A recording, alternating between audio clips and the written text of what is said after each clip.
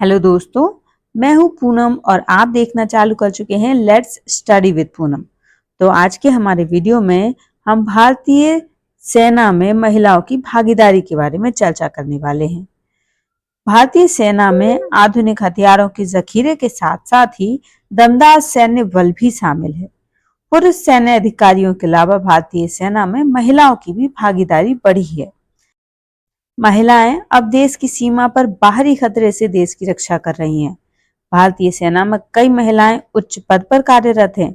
कई महिलाएं वायुसेना में दमदार लड़ाकू विमानों को उड़ा रही हैं। वहीं कुछ नौसेना की वर्दी में भारत का गौरव बढ़ा रही हैं। भारतीय सेनाओं में महिलाओं को स्थान दिलाने का श्रेय पुनीता अरोरा को जाता है। पुनीता अरोरा भारतीय नौसेना की पहली लेफ्टिनेंट जनरल थी। उनका जन्म आजादी से पहले पाकिस्तान के लाहौर प्रांत में 13 अक्टूबर 1932 को हुआ था। साल 2004 में वह भारतीय नौसेना में लेफ्टिनेंट जनरल के पद पर नियुक्त होने वाली पहली महिला बनी। 36 साल नौसेना में सेवा देने वाली पुनीता ने कुल 15 पदक प्राप्त किए। देश के लिए कुर्बान होने वाले शहीद जवानों में एक महिला जवान भी शामिल है। किरण शेखावत देश की पहली भारतीय महिला शहीद है। उनका जन्म राजस्थान के सेफरागुबार में 1 मई 1998 को हुआ था।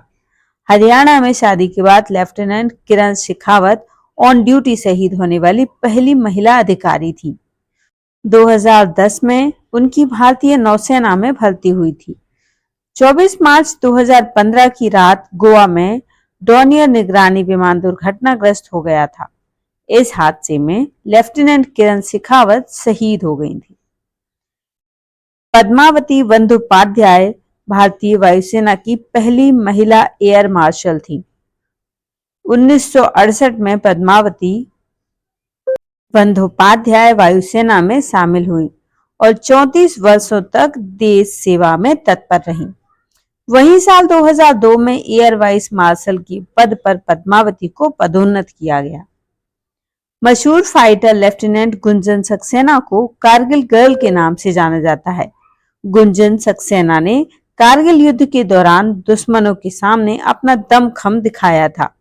वह पहली महिला पायलट थी जिन्होंने कारगिल युद्ध के दौरान लड़ाई में भारत की तरफ से पाकिस्तान को टक्कर दी थी। गुंजन सक्सेना को शौर्य वीर अवार्ड से सम्मानित किया गया था। दिव्या अजित कुमार पहली महिला कैडेट हैं जिन्हें स्वॉर्ड्स ऑफ ऑनर हासिल हुआ।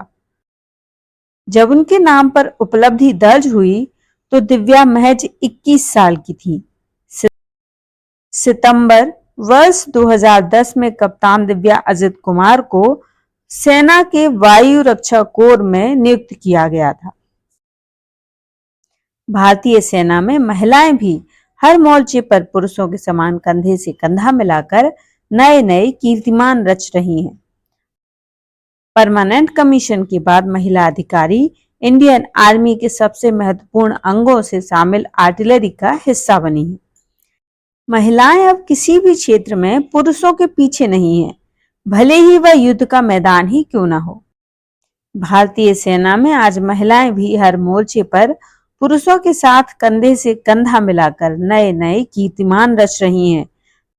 लद्दाख तक के मोर्चे पर इनको तैनाती मिली है तो इंडियन एयरफोर्स में लड़ाकू विमान भी ये उड़ा रही हैं। सशस्त्र बलों ने अब नेशनल डिफेंस एकेडमी के द्वार भी महिलाओं के लिए खोल दिए हैं। हर 6 महीने में एकेडमी में 19 महिला कैडेट की भर्ती होती है, जिसमें से 10 इंडियन आर्मी के लिए होती हैं। एनडीए में महिला कैडेटों के पहले बैच में जुलाई 2022 में ट्रेनिंग शुरू हुई थी और दूसरे बैच में ट्रेनिंग जनवरी 2023 में शुरू हुई थी। इंडियन आर्मी ने 2021 में आर्मी एविएशन कोर में भी महिला अफसरों की भर्ती पायलट के रूप में शुरू कर दी थी। सरकार ने 1 मार्च 2023 को महिला अफसरों को सेना में कर्नल रैंक में नियुक्त किया गया है।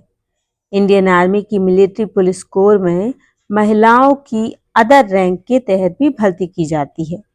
इसकी मंजूरी 2019 को दी गई थी।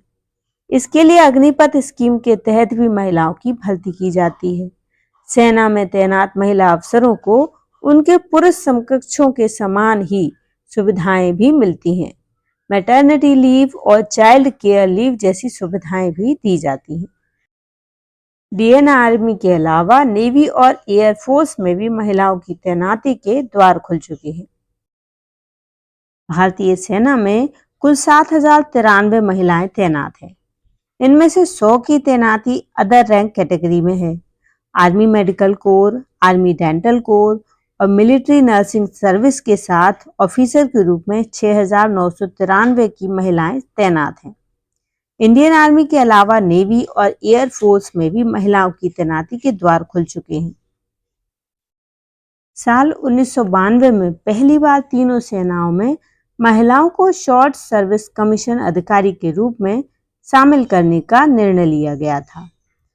फिर साल 2015 में इंडियन एयरफोर्स ने महिलाओं को लड़ाकू इकाइयों में शामिल करने का फैसला लिया। सबसे अहम फैसला 2020 में सुप्रीम कोर्ट ने दिया था।